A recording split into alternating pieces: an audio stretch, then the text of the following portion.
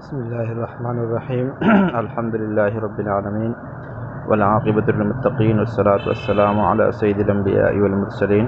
اللہم صلی علی محمد النبی الامی وعلی آلہ وسلم تسلیما۔ علم الحدیث کورس کے سلسلے میں نبی کریم صلی اللہ علیہ وسلم کے فرامین اور آپ علیہ الصلاۃ والسلام کے ارشادات کو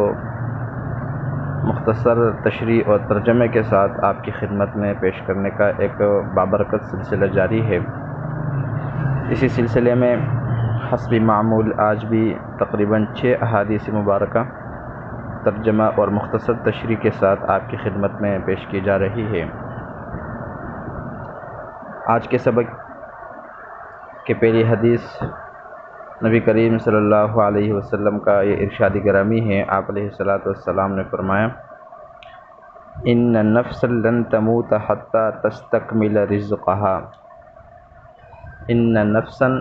لن تموت حتی تستکمل رزقها۔ آپ علیہ الصلاۃ والسلام نے فرمایا کہ بے شک کسی جاندار کو اس وقت تک ہرگز موت نہیں آ سکتی جب تک وہ اپنا رزق مکمل نہ کرے۔ مطلب یہ ہے کہ دنیا میں جتنے بھی جاندار ہیں، چاہے انسان ہو یا جانور ہو، چونکہ ان کے رزق کا ذمہ اللہ نے لیا ہے، اور جو رزق اللہ کے علم میں اس کے لیے مقرر ہے، جب تک دنیا کے اندر اپنے اس مقرر کردہ رزق کو حاصل نہ کرے، مکمل نہ کرے، استعمال نہ کرے، تب تک کسی جاندار کو موت نہیں آ سکتی۔ معلوم یہ ہوا کہ ہمارے حصے کا جو رزق ہے، جو ہمارے حصے کی روزی ہے، وہ ہمیں ہر حال میں مل کر رہے گی۔ اب چاہے ہم اس کے لیے جائز راستے استعمال کریں، چاہے اس کے لیے ناجائز راستے استعمال کریں، روزی وہی ملنی ہے جو ہمارے مقدر میں ہے، کیونکہ مشہور محاورہ ہے کہ نصیب سے زیادہ نہیں، وقت سے پہلے نہیں۔ لہٰذا جو چیز ہمیں جس وقت ملنی ہے، وقت سے پہلے نہیں مل سکتی، جس مقدار میں ملنی ہے، مقدار سے زیادہ نہیں مل سکتی، کم بھی نہیں مل سکتی۔ البتہ جائز راستوں کے ساتھ شرعی حدود میں رہتے ہوئے اس رزق کے لیے کوشش کرنا، محنت کرنا، یہ انسان کی ذمہ داری ہے۔ دوسری روایت آپ علیہ الصلاۃ والسلام نے فرمایا: ان الصدقۃ لتطفئ غضب الرب وتدفع میتۃ السوء، ان الصدقۃ لتطفئ غضب الرب وتدفع میتۃ السوء۔ آپ علیہ السلام نے فرمایا کہ بے شک صدقہ کرنا، خیرات کرنا اللہ کے راستے میں، یہ اللہ کے غصے کو، اللہ کے غضب کو ٹھنڈا کر دیتا ہے اور بری موت کو دور کر دیتا ہے، بری موت سے انسان کو بچاتا ہے۔ اس روایت کے اندر صدقے کے 2 فائدے بتائے گئے ہیں۔ ایک تو جو شخص صاحب نصاب ہے، تو صاحب نصاب ہونے کے بعد اپنے مال میں سے 40واں حصہ اللہ کے راستے میں دینا فرض کہلاتا ہے، جو زکوٰۃ ہے۔ البتہ اس مقدار سے ہٹ کر کسی کو کچھ دے دینا، یہ صدقہ ہے، خیرات ہے، نیکی ہے۔ اور اس کے 2 فائدے ہیں۔ ایک فائدہ، اللہ کا غصہ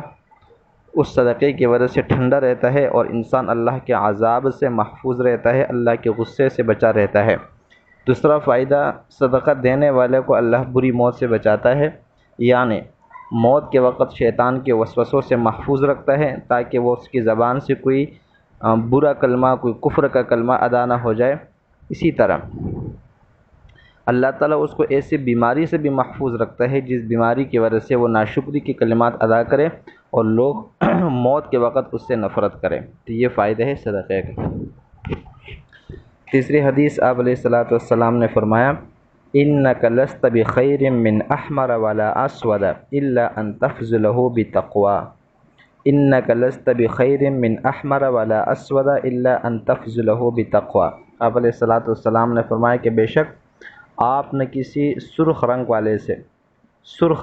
سے اور نہ کسی کالے رنگ والے سے افضل ہیں، مگر یہ کہ آپ تقوی کے اعتبار سے، نیکی اور پرہیزگاری کے اعتبار سے اس سے آگے بڑھیں اور اس سے فضیلت حاصل کریں۔ اس روایت کے اندر آپ علیہ الصلاۃ والسلام نے مساوات انسانی کا سبق دیا ہے کہ دنیا میں جتنے بھی انسان ہیں، ان انسانوں میں سے جو افضل ہے، اس افضلیت کا تعلق کسی کے رنگ سے، کسی کی کلر سے، کسی کی شکل و صورت سے، کسی کی قومیت سے نہیں ہے، بلکہ افضلیت کا جو معیار ہے وہ تقوی اور پرہیزگاری ہے۔ پھر یہاں دو رنگوں کا ذکر ہے، سرخ اور کالا۔ حالانکہ دنیا میں اور بھی رنگوں کے لوگ موجود ہوتے ہیں، لیکن روایت کی وجہ سے محدثین فرماتے ہیں کہ سرخ رنگ سے آزاد لوگ مراد ہے اور کالے رنگ سے غلام مراد ہے۔ مطلب یہ ہوا کہ ایک انسان کو نہ کسی آزاد پر فضیلت حاصل ہے نہ کسی غلام پر فضیلت حاصل ہے، ہاں مگر یہ کہ یہ فضیلت اگر تقوی کی وجہ سے ہو تو پھر جو ہے نا انسان دوسرے انسانوں سے افضل ہو سکتا ہے، جیسے کہ قرآن کریم میں اللہ نے فرمایا ان اکرمکم عند اللہ اتقاکم، کہ اللہ کے نزدیک تم میں سے سب سے زیادہ قابل احترام وہ ہے جو تم میں سب سے زیادہ متقی ہے۔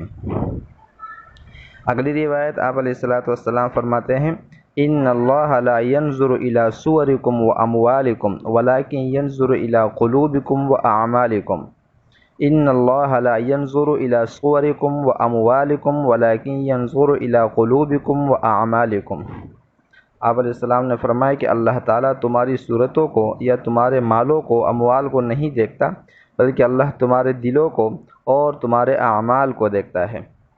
اس روایت کا مطلب یہ ہے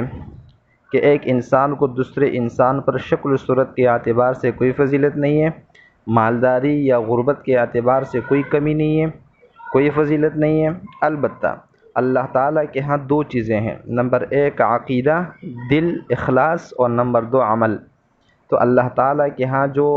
انسان کا مقام بڑھتا ہے وہ اخلاص کی وجہ سے بڑھتا ہے اور اعمال کی وجہ سے بڑھتا ہے۔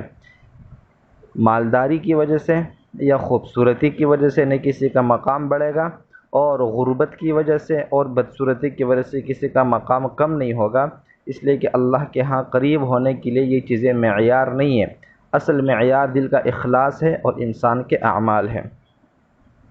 اگلی حدیث آپ علیہ السلام فرماتے ہیں ان من المعروف ان تلقى اخاك بوجه طلق، ان من المعروف ان تلقى اخاك بوجه طلق۔ آپ علیہ السلام فرماتے ہیں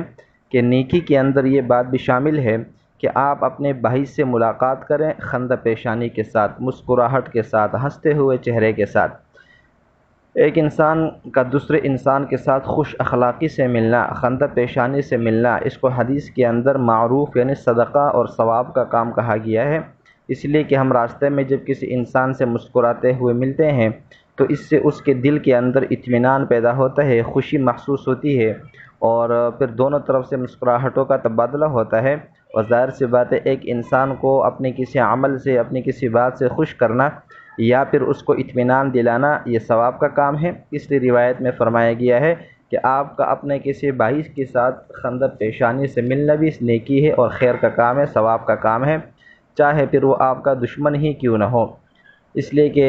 بخاری شریف کی روایت ہے کہ ایک شخص آپ علیہ الصلوۃ والسلام کی خدمت میں آنا چاہ رہا تھا،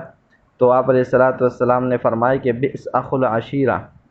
کہ یہ شخص اپنے قبیلے کا بدترین بڑا جو نا برا بھائی ہے۔ تو جب وہ آیا تو آپ علیہ الصلوۃ والسلام بڑی خندہ پیشانی سے اس سے ملے۔ معلوم یہ ہوا کہ حقیقت کے اندر ایک شخص اگرچہ اس سے ہمارا مزاج نہ ملتا ہو، پھر بھی ملتے وقت اس کے ساتھ خندہ پیشانی سے پیش آنا یہ ثواب کا کام ہے۔ اگلی حدیث آپ علیہ الصلوۃ والسلام نے فرمایا ان اولی الناس باللہ من بدأ بالسلام، ان اولی الناس باللہ من بدأ بالسلام۔ آپ علیہ السلام نے فرمایا کہ لوگوں میں جو شخص اللہ کے ہاں زیادہ قریب ہے اور جو اللہ کے ہاں زیادہ قابل احترام ہے، جو اللہ کے ہاں زیادہ محبوب ہے، یہ وہ شخص ہے جو سلام میں پہل کرے۔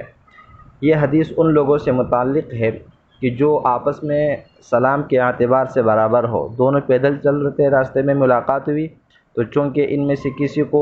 دوسرے پر ظاہر سی بات ہے سلام میں پہل کرنا شرعاً لازم نہیں تھا،